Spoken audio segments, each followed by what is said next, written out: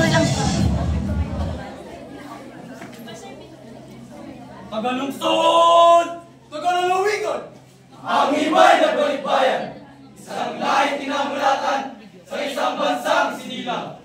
May sariling wika na sa puso at isip ay nakapunla. Liping hindi kahiya. Dahil sa Pilipinas tayo nagmula. Wika Pilipino! Halito sa madlay karunungan, sumasalamin sa kalinangan, at damdaming makabayan. Tulay na nabuugnay sa pagpapahayag ng kaisipan, nagsisilbing kawing tugon.